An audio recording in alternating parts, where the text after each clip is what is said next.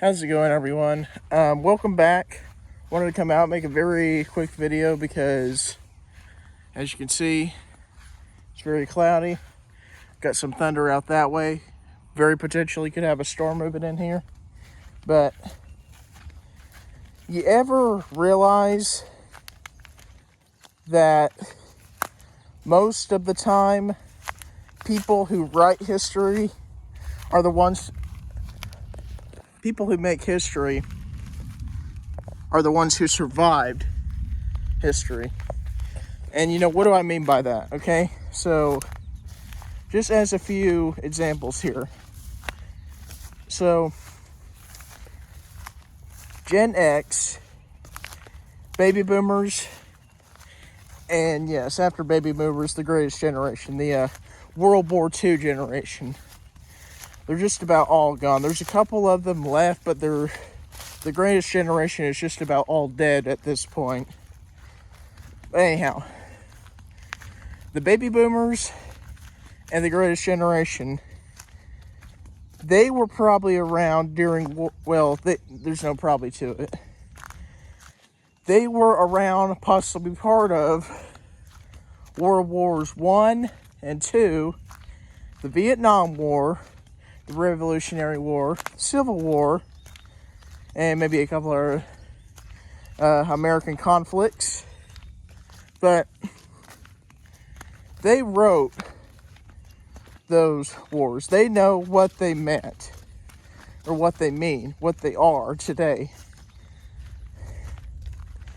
You read about the Holocaust or any types of wars like that happened really a long time ago. I mean, we're talking about almost a century ago now, or now probably over a century, because long time ago, right?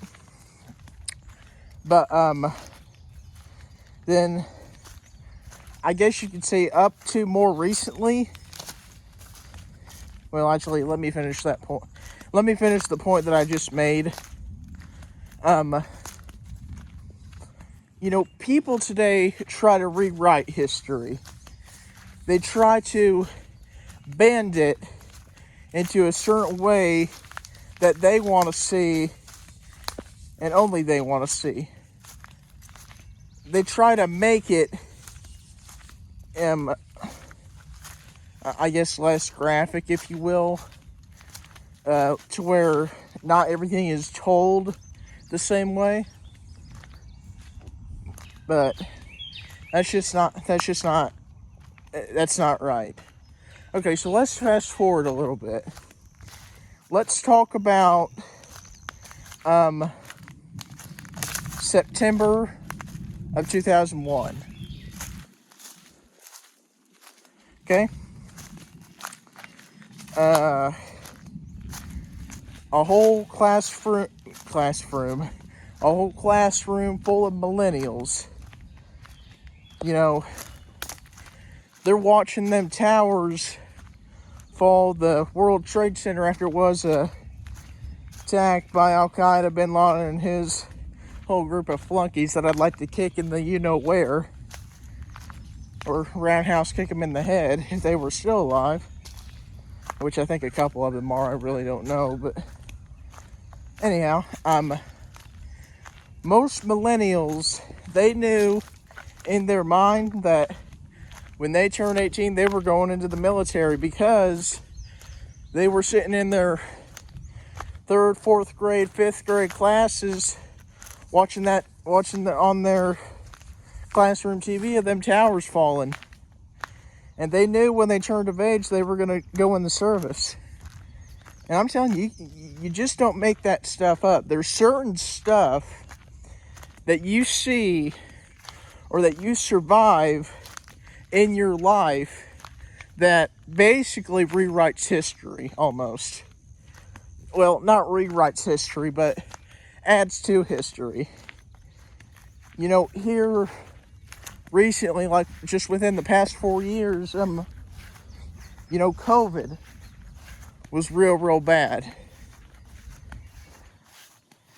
And by the way, I don't care what no one says Yeah, it originated in China, but I very, very strongly believe that COVID, and it's still around today, it's just not nearly as common, but COVID was scientifically engineered to kill off a certain amount of people over here, then 4, 5, 6, whatever years later, they're going to come up with something different, and it's going to kill off even more people here.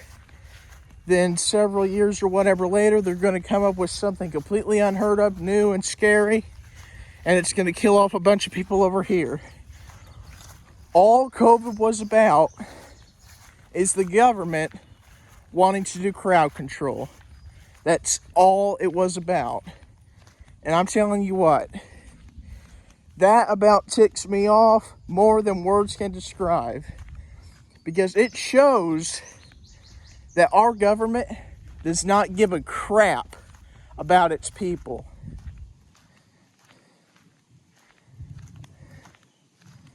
Right? I mean, I wish there was a nice way I could say that, but that shows that our government does not care. Because the more people they can have under their control, the better they're going to feel. No one is going to change my mind about that. You can call me a conspiracy theorist if you'd like, but, you know, I don't care what you think of me for that. Okay, so let me go back to the thing at hand here. So 9/11 happens September 2001. I was born 2 years later in 03. Then here, back in 21, I believe, we left a bunch of American citizens in Ukraine, I believe, something like that. Then back in 2018, well, it might have been 2017, 2018, I can't remember if I should know, but Bin Laden was killed. You know, I think he was the founder of Al-Qaeda, the guys who came over and knocked down a couple of our buildings in New York. Look at that hawk there. See him? He's a big fella. Wow, that's cool. But anyhow, my point of all this is the people who added to history survived the history. You know, the Oklahoma City bombing back in the 90s, the September 11 attacks of 2001, Bin Laden getting killed in 2017 or 2018, one of those 2 years. Us leaving some of our, how do you say that, nation? Us leaving some of our nation in 21. COVID being a big thing in 20. Look at the size of that feather. That thing's huge. I bet it was from that eagle, hawk, whatever. But anyhow, and here recently, like, really have a feeling that in the next couple of months in November, stuff's really gonna get interesting. I hope there's not gonna be anything crazy or any huge fights or brawls or riots or anything like that. Which, by the way, I don't talk about politics or views or anything like that much, but I have no shame in admitting this either. I am a Republican. I've always been a Republican. I've always agreed with Republican views. But just because I'm saying I'm for Team Red or Team Pub, Team Republican, whatever, that does not mean you don't have to agree with me.